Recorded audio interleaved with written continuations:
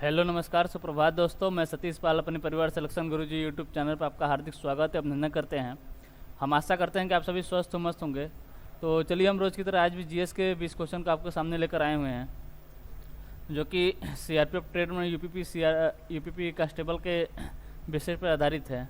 और हालांकि आपके सीआरपीएफ ट्रेडमैन के एडमिट कार्ड भी आने शुरू हो गए हैं, जो कि आपके 1 जुलाई से पेपर शुरू है।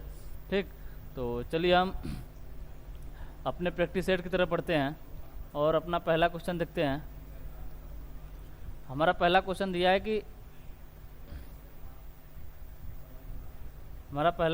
है कि विश्व प्रेस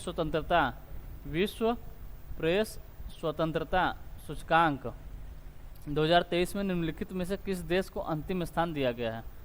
विश्व प्रेस स्वतंत्रता सूचकांक 2023 में निम्नलिखित में से किस देश को अंतिम स्थान दिया गया है।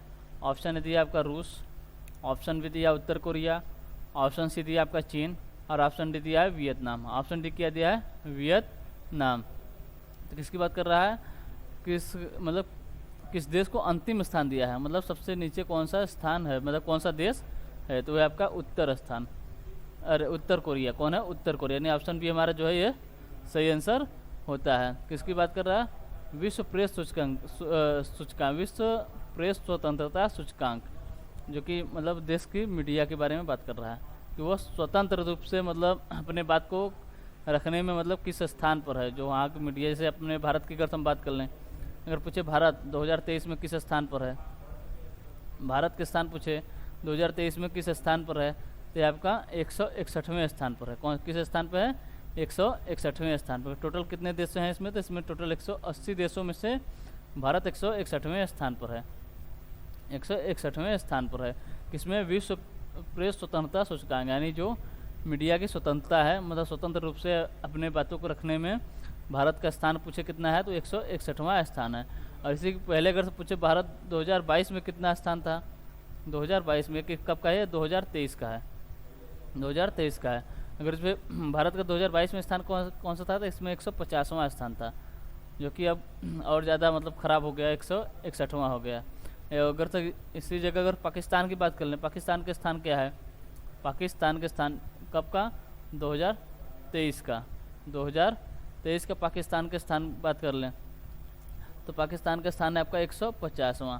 और 2022 में क्या था, 2022 में इसका स्थान था 157, जो कि ये कम हुआ है और यहाँ पर बढ़ गया है। ठीक, तो पूछा था हमारा कि विश्व प्रेस स्वतंत्रता सूचकांक 2023 में निम्नलिखित में से किस देश को अंतिम स्थान दिया गया, तो दिया आपका उत्तर कोरिया को। इसे कब से शुरू कब हुआ था, कब से, 2002 से इसे शुरू किया गया था। ठीक, 2002 से इसे शुरू किया गया था। चलिए अगला क्वेश्चन देखते हैं। अगला क्वेश्चन दिया कार्बन डाइऑक्साइड उत्सर्जन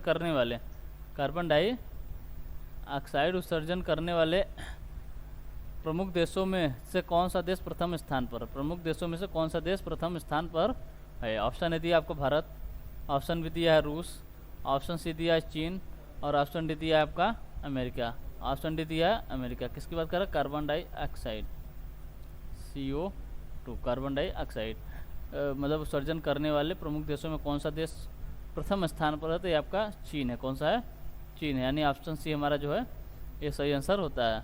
अगर पूछे सेकेंड स्थान पर कौन है, सेकेंड स्थान पर कौन है, तो ये है आपका यूएसए सेकेंड स्थान पर है और तीसरे स्थान पे आपका थर्ड पे भारत।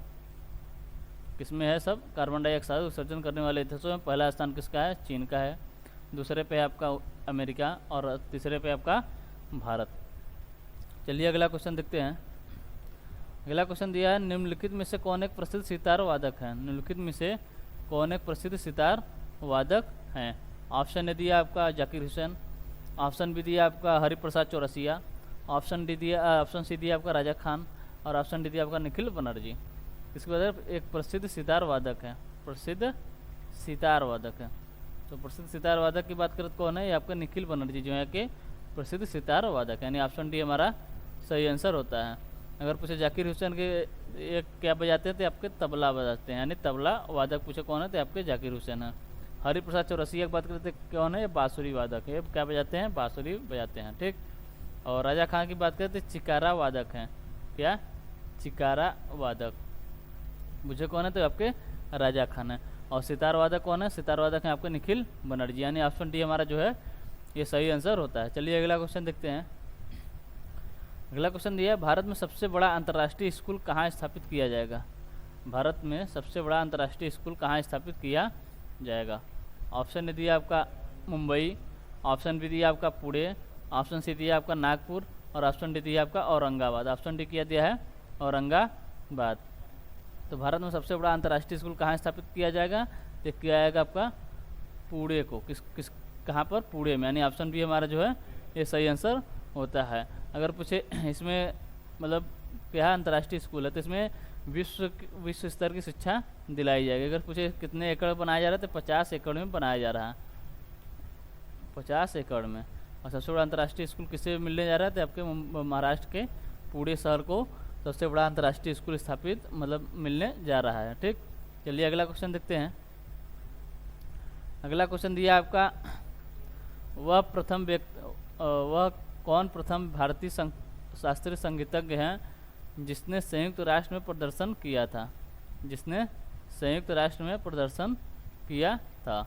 ऑप्शन ने दिया आपका पंडित भीमसेन जोशी, ऑप्शन बी दिया आपका पंडित जसराज, ऑप्शन सी दिया आपका उस्ताद जाकिर हुसैन और ऑप्शन डी दिया MS सुब्बुलक्ष्मी, MS सुब्बुलक्ष्मी। अगर भारतीय शास्त्रीय संगीतज्ञ हैं जिसने संयुक्त राष्ट्र में प्रदर्शन किया था, तो संयुक्त राष्ट्र में प्रदर्शन करने वाली कौन भारतीय संगीतज्ञ हैं, तो आपके MS सुब्बुलक्ष्मी। अगर कुछ संगीत के क्षेत्र में नोबेल भारत रत्न प्राप्त करने वाली पहली महिला कौन है, तो अभी आपके MS सुब्बुलक्ष्मी। अगर पूछे इन्हें भारत रत्न कब दिया गया है, तो इन्हें 1998 में भारत रत्न दिया गया है। कितने लोग होंगे, लता मंगेशकर को लगा देंगे। अगर पूछे लता मंगेशकर को, वो भी हैं संगीत के क्षेत्र में, तो लता मंगेशकर को भी भारत रत्न मिला है। लेकिन कब मिला है, लता मंगेशकर लता मंगेशकर को कब मिला है, तो मिला आपका 2001 में। 2001 में लता मंगेशकर को भारत रत्न पुरस्कार मिला। इससे पहले MS सुब्बुलक्ष्मी को 1998 में भारत रत्न पुरस्कार दिया गया है। और ये कौन है, ये प्रथम भारतीय शास्त्रीय संगीतज्ञ है जिन्होंने संयुक्त राष्ट्र में अपना प्रदर्शन किया था। अगर पूछे अब तक कितने भारत महिलाओं को कितनी महिलाओं को भारत रत्न दिया गया, तब तक टोटल 5 महिलाओं को भारत रत्न दिया गया। अगर पूछे सबसे पहली महिला कौन है जिन्हें भारत रत्न मिला है, तो है आपकी इंदिरा गांधी। कौन है, इंदिरा गांधी को। इंदिरा गांधी कब, 1972 में इन्हें भारत रत्न दिया गया। कब, 1972 में इन्हें भारत रत्न दिया गया। किसे, इंदिरा गांधी। ये कौन है, ये भारत के भारत रत्न पाने वाली प्रथम महिला है। भारत रत्न पाने वाली प्रथम महिला कौन है, इंदिरा गांधी। कब दिया गया, 1972 में। 1972 में इन्हें दिया गया। इसके बाद दिया गया आपका 1980 में। किसे, 1980 में मिला मदर टेरेसा को। 1980 में मदर टेरेसा को दिया गया। इसके बाद दिया गया था आपका 1997 में। किसे, अरोड़ा आसफ अली को।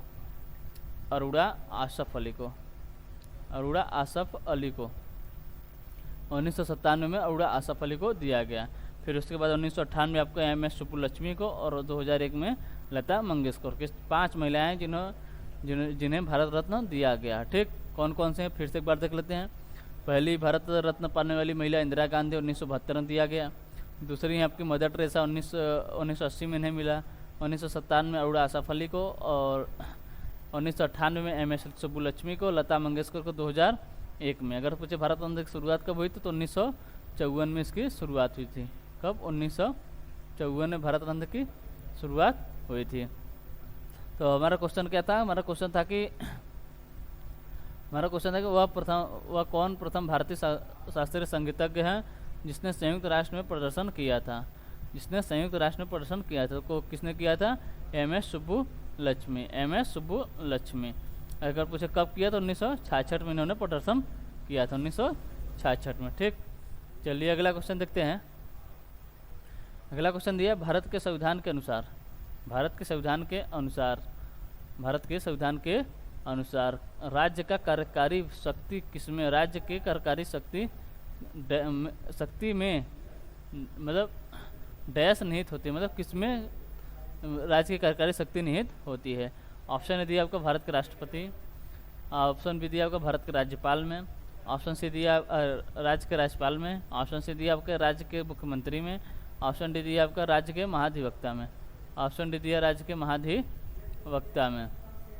किसकी बात कर रहा है? भारत के संविधान के अनुसार राज्य की कार्यकारी शक्ति किसमें निहित होती है? तो राज्य की कार्यकारी शक्ति की बात हो रही है तो किसमें निहित होगी? ये आपके राज्य के राज्यपाल में, यानी ऑप्शन बी हमारा जो है ये सही आंसर होता है। ठीक, अगर पूछ लेता है यहाँ पर संघ की कार्यकारी शक्ति किसमें निहित होती है? संघ की कार्यकारी शक्ति किसमें निहित होती है? संघ की कार्यकारी शक्ति किसमें निहित होती है? तो यह होती है आपके राष्ट्रपति में। राष्ट्रपति में संघ की कार्यकारी शक्ति किसमें निहित होती है? तो आपके राष्ट्रपति में। राज्य की कार्यकारी शक्ति किसमें निहित होती है? आपके राज्य के राज्यपाल में। अब पूछे राज्य के राज्यपाल में राज्य की कार्यकारी शक्ति निहित होती है किस अनुच्छेद में बताया गया? तो अनुच्छेद 154 में। अनुच्छेद 154 में बताया गया कि राज्य का जो कार्यकारी शक्ति होगी वो राज्य के राज्यपाल में निहित होता है। और अनुच्छेद किसकी बात करें? अनुच्छेद 53 की। अनुच्छेद 53 की बात करें तो इसमें क्या होता है? राष्ट्रपति की कार्यकारी शक्ति के बारे में बताया गया है। यानी संघ की कार्यकारी शक्ति किसमें निहित होती है? आपके राष्ट्रपति से संबंधित, यानी राष्ट्रपति में निहित होती है। ठीक, अनुच्छेद 53 राष्ट्रपति को और अनुच्छेद 154 राज्य के राज्यपाल को क्या बताता है? इनकी कार्यकारी शक्ति के बारे में बताता है। चलिए अगला क्वेश्चन देखते हैं। अगला क्वेश्चन दिया आपका दूसरी पंचवर्षीय योजना के लिए। दूसरी पंचवर्षीय योजना के लिए निम्नलिखित में से कौन सा केंद्रीय क्षेत्र था? निम्नलिखित में से कौन सा केंद्रीय क्षेत्र था? ऑप्शन ए दिया आपका कृषि, ऑप्शन बी दिया आपका औद्योगिकरण, ऑप्शन सी दिया है गरीबी उन्मूलन, ऑप्शन डी दिया आपका आत्मनिर्भरता। इसके बाद का दूसरी पंचवर्षीय योजना के लिए निम्नलिखित में से कौन सा केंद्रीय क्षेत्र था? मतलब किस क्षेत्र को केंद्र मानकर शुरू की गई थी? कौन सी दूसरी पंचवर्षीय योजना? अगर से पूछे दूसरी पंचवर्षीय योजना कब से कब तक चली थी? तो चली थी 1956 से 1961 तक। दूसरी पंचवर्षीय योजना 1956 से 1961 तक। पहली की बात करें तो पहली चली थी आपके 1951 से 1956 तक। इसके बाद चली थी आपकी तीसरी पंचवर्षीय योजना कब से कब तक? 1961 से 1966 तक। 1961 से 1966 तक। इसके बाद चली थी आपकी चौथी पंचवर्षीय योजना, ये कब से कब तक चली थी? तो 1969 से 1974 तक चली थी। फिर इसके बाद चली थी आपकी पांचवी पंचवर्षीय योजना, ये कब से कब तक चली थी? 1974 से 1978 तक। 1974 से 1978 तक। फिर से एक बार देख लेते हैं। पहली पंचवर्षीय योजना 1951 से 1956, दूसरी पंचवर्षीय योजना 1956 से 1961, तीसरी पंचवर्षीय योजना 1961 से 1966। इसके बाद होता है आपका 3 साल का योजना अवकाश। योजना अवकाश 3 साल का योजना अवकाश होता है। फिर उसके बाद आपकी चौथी पंचवर्षीय योजना चालू की जाती है कब? 1969 में, 3 साल के बाद। कब तक चलती है? 1974 तक। फिर उसके बाद आपके 1974 से पांचवी पंचवर्षीय योजना 1978 तक चलती है। हमारा क्वेश्चन था कि कौन सा मतलब किस दूसरी पंचवर्षीय योजना के लिए निम्नलिखित में से कौन सा केंद्रीय क्षेत्र था? किसे मतलब अपना क्षेत्र, किस क्षेत्र को अपना केंद्र मानकर शुरू किया गया था? तो इसका केंद्रीय क्षेत्र क्या था? औद्योगिकरण, यानी ऑप्शन बी हमारा जो है ये सही आंसर होता है। अगर पूछे कृषि किसका केंद्रीय क्षेत्र था? तो ये पहली पंचवर्षीय योजना का क्षेत्र क्या था? केंद्रीय क्षेत्र क्या था? वो था आपका कृषि। और गरीबी उन्मूलन की बात करें तो ये पांचवी यानी फिफ्थ पंचवर्षीय योजना का केंद्रीय क्षेत्र है, जो कि पांचवी पंचवर्षीय योजना 1974 से 78 तक चली थी। और आत्मनिर्भरता की बात करें, आत्मनिर्भरता था आपका फोर्थ पंचवर्षीय योजना का केंद्रीय क्षेत्र क्या था? वो था आपका आत्मनिर्भरता। ठीक, तो हमारा आंसर क्या हो गया? औद्योगिकरण। चलिए अगला क्वेश्चन देखते हैं। अगला क्वेश्चन दिया आपका निम्नलिखित में से किस अभिनेत्री को जनवरी 2023 में को पद्म पुरस्कार से सम्मानित किया गया है? किस अभिनेत्री को? ऑप्शन ए दिया आपका रवीना टंडन, ऑप्शन बी दिया आपका शिल्पा शेट्टी, ऑप्शन सी दिया आपका माधुरी दीक्षित और ऑप्शन डी दिया प्रीति जिंटा। किसकी बात कर रहा है? पद्मश्री पुरस्कार से किसे सम्मानित किया गया? कब? 2023 में। मतलब किस अभिनेत्री को, किस अभिनेत्री को पद्मश्री पुरस्कार से सम्मानित किया गया? तो किसे किया गया था? आपका रवीना टंडन को। अगर पूछे किसने मतलब पुरस्कृत किया था, कि ये थे आपके राष्ट्रपति, भारत के राष्ट्रपति इस पुरस्कार को देती हैं। कौन है भारत के राष्ट्रपति? तो ये आपके द्रौपदी मुर्मू। कौन है? राष्ट्रपति। राष्ट्रपति द्वारा यह पुरस्कार दिया जाता है। किसके द्वारा दिया गया? द्रौपदी मुर्मू के द्वारा दिया गया था। ठीक, यानी ऑप्शन ए हमारा जो है ये सही आंसर होता है। चलिए अगला क्वेश्चन देखते हैं। अगला क्वेश्चन दिया आपका, विश्व की सबसे बड़ी नदी। विश्व की सबसे बड़ी नदी। विश्व की सबसे बड़ी नदी निम्नलिखित में से किस महाद्वीप में स्थित है? विश्व की सबसे बड़ी नदी निम्नलिखित में से किस महाद्वीप में स्थित है? ऑप्शन ए दिया आपका दक्षिण अमेरिका महाद्वीप, ऑप्शन बी दिया आपका ऑस्ट्रेलिया महाद्वीप, ऑप्शन सी दिया आपका अफ्रीका महाद्वीप और ऑप्शन डी दिया आपका उत्तर अमेरिका महाद्वीप। ऑप्शन डी किया दिया उत्तर अमेरिका महाद्वीप। तो विश्व की सबसे बड़ी नदी, विश्व की सबसे बड़ी नदी मतलब इसमें देखिए तो कन्फ्यूजन होता है। एक होता है आपको विश्व की सबसे लंबी नदी, एक होता है विश्व की सबसे बड़ी नदी। यहाँ पर विश्व की सबसे बड़ी नदी का मतलब है किसकी बात कर रहा है? अमेजन की, अमेजन नदी जो अफवाह क्षेत्र में सबसे बड़ी है, जो सबसे ज़्यादा जल लेकर चलती है, अमेजन नदी। तो ये कहाँ पर है? तो ये आपके किस महाद्वीप में है? तो ये आपके दक्षिण अमेरिका महाद्वीप में। किसमें? दक्षिण अमेरिका महाद्वीप में। यानी ऑप्शन ये हमारा जो है ये सही आंसर होता है। ठीक, अगर पूछे सबसे लंबी नदी, इसकी सबसे लंबी नदी यहीं पर पूछा, सबसे लंबी नदी, सबसे लंबी नदी तो कौन सी है? ये आपके नील नदी है। कौन सी है? नील नदी। ये कहाँ पर है? ये आपके अफ्रीका महाद्वीप में। कहाँ पर है? अफ्रीका महाद्वीप में। कहाँ से निकलती है? तो ये निकलती है आपके विक्टोरिया झील से, जो भूमध्य रेखा के पास में स्थित है। ठीक, कहाँ से? विक्टोरिया झील से। कौन सी है सबसे लंबी नदी? नील नदी। और सबसे बड़ी नदी अमेजन नदी। इस बात को आप लोग ध्यान दीजिए, क्या कि सबसे बड़ी नदी पूछे तो अमेजन नदी और सबसे लंबी नदी पूछे तो नील नदी। अगर ऑप्शन में सबसे बड़ी नदी पूछे, अगर ऑप्शन में अमेजन न रहे तो वहाँ पर हमारा नील ही आंसर सही होगा। ठीक, अगर पूछे ऑस्ट्रेलिया की सबसे बड़ी लंबी नदी कौन सी है? ऑस्ट्रेलिया की सबसे लंबी नदी कौन है? तो इसकी सबसे लंबी नदी है आपकी मर्रे नदी। मर्रे नदी। ठीक, अफ्रीका की कौन सी होगी? आगे हो गई है नील नदी। उत्तर अमेरिका की बात करें सबसे लंबी नदी तो ये आपकी मिसिसिपी एंड मिसौरी नदी। मिसिसिपी में नदी। मिसिसिपी नदी कहाँ की है? ये आपके उत्तर अमेरिका की सबसे लंबी नदी है। चलिए अगला क्वेश्चन देखते हैं। अगला क्वेश्चन दिया है, कौन सा सम्मिलित नहीं है, मतलब इसमें दिया है कौन सा सम्मिलित नहीं है। ऑप्शन ए दिया आपका 18 अक्टूबर भारतीय वायुसेना दिवस, 15 जनवरी सेना दिवस, 1 फरवरी भारतीय तटरक्षक का स्थापना दिवस और 4 दिसंबर नौसेना दिवस। किसकी बात करें? अगर नौसेना दिवस की बात करें तो कब मनाया जाता है? 4 दिसंबर को मनाया जाता है। यानी ये हमारा जो है यह सही है। और भारतीय तटरक्षक का स्थापना दिवस ये भी आपके 1 फरवरी को ही मनाया जाता है। यानी ऑप्शन सी भी जो हमारा ये भी सही है। और ऑप्शन बी की बात करें, यहाँ पर दिया सेना दिवस जो कि कब मनाया जाता है? 15 जनवरी को मनाया जाता है। यानी ये भी सही है। और भारतीय वायु सेना दिवस ये कब मनाया जाता है? मनाया जाता है आपका 18 अक्टूबर को नहीं मनाया जाता। ये कब मनाया जाता है? ये मनाया जाता है आपके 8 अक्टूबर को। 8 अक्टूबर को मनाया जाता है। यानी ऑप्शन हमारा जो मतलब आंसर जो हमारा सही होगा वो ऑप्शन ए हमारा सही होगा। क्यों? क्योंकि 18 अक्टूबर को भारतीय वायु सेना दिवस नहीं मनाया जाता है। कब मनाया जाता है? मनाया जाता है आपके 8 अक्टूबर को।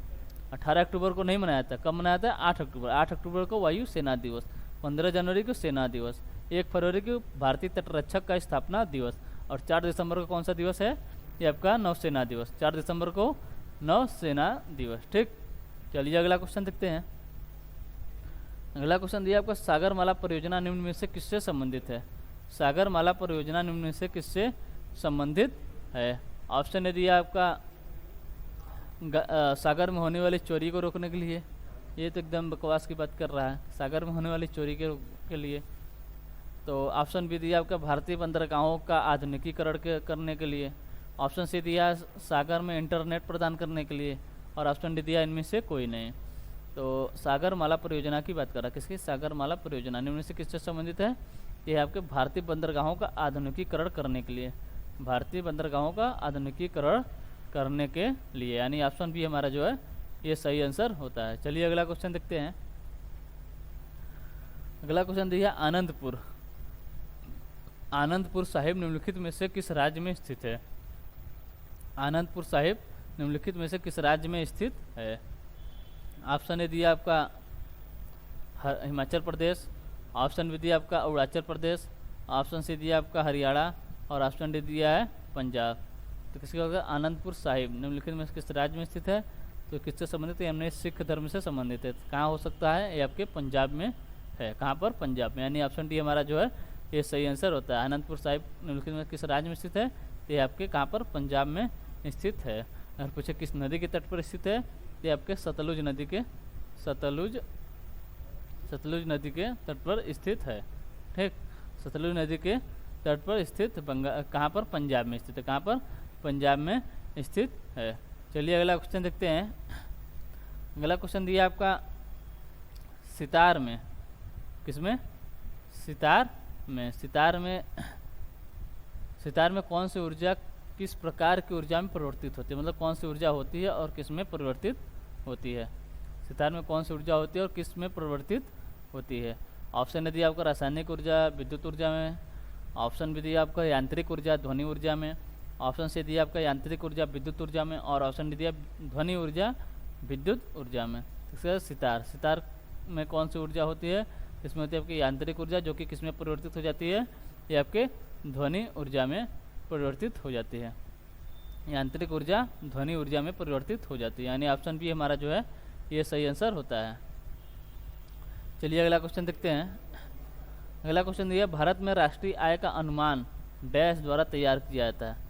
भारत में राष्ट्रीय आय का अनुमान डैश द्वारा तैयार किया जाता है।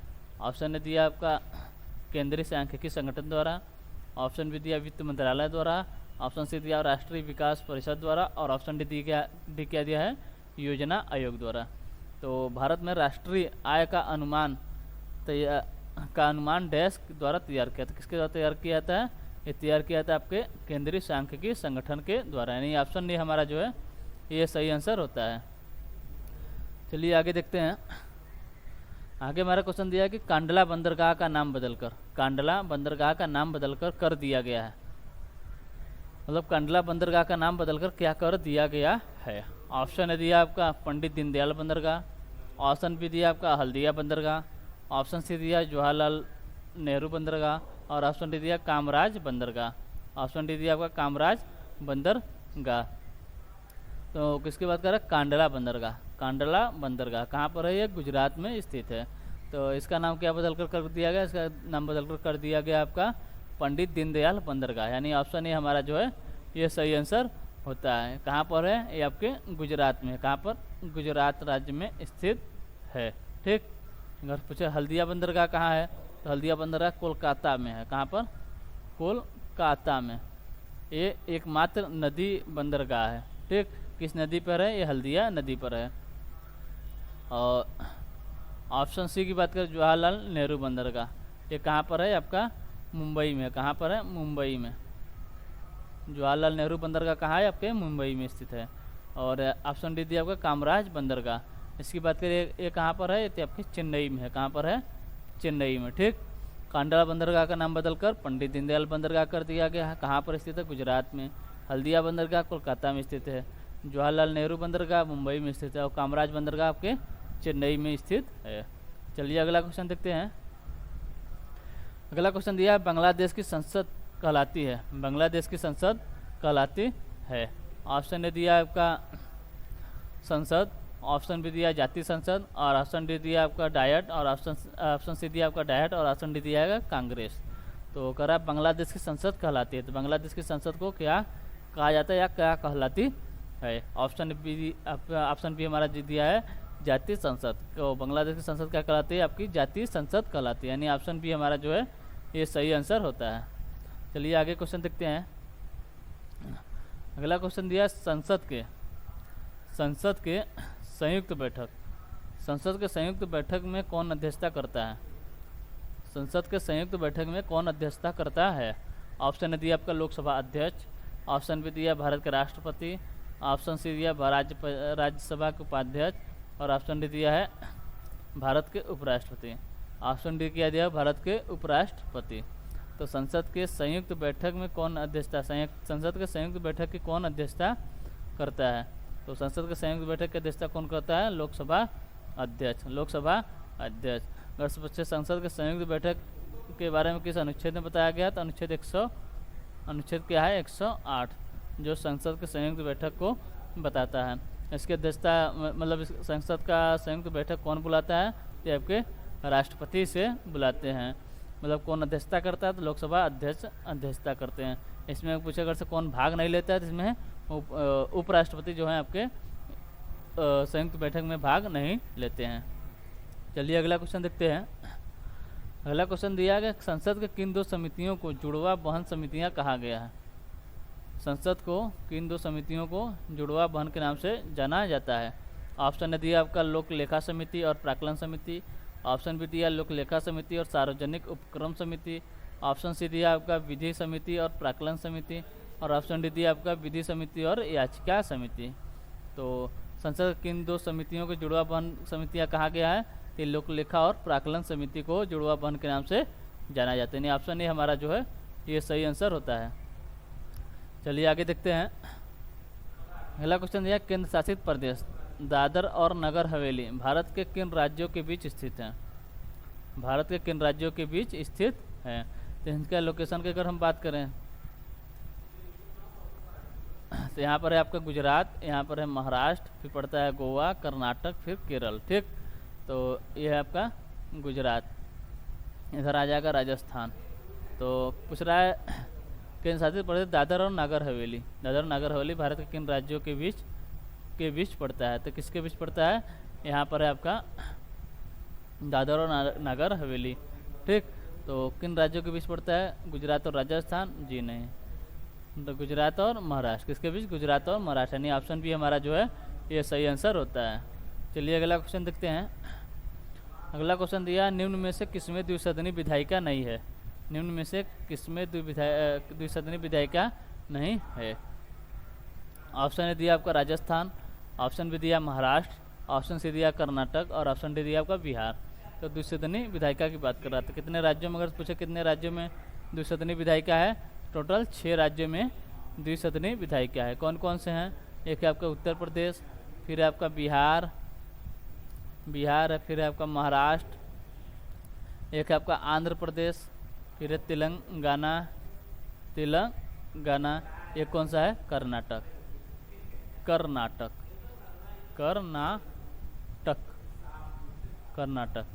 उत्तर प्रदेश, बिहार, महाराष्ट्र, आंध्र प्रदेश, तेलंगाना और कर्नाटक, ये आपके 6 राज्य हैं जहाँ पर आपके द्विसदनी विधायिका स्थित है। ठीक, तो पूछा है इनमें से किसमें द्विसदनी विधायिका नहीं है। ऑप्शन दिया राजस्थान, ऑप्शन बी दिया महाराष्ट्र, ऑप्शन सी दिया कर्नाटक और ऑप्शन डी दिया बिहार। तो किसमें नहीं है, ये आपके राजस्थान में नहीं है, यानी ऑप्शन ए हमारा जो है ये सही आंसर होता है। ठीक, तो चलिए आज के लिए बस इतना ही, हम मिलते हैं आपसे अगले प्रैक्टिस सेट में। ठीक, और अगर आपको सेशन अच्छा लग रहा है तो लाइक और सब्सक्राइब जरूर करें और शेयर करना ना भूलें। चलिए ठीक है, तब तक के लिए टेक केयर, बाय बाय, जय हिंद, जय भारत।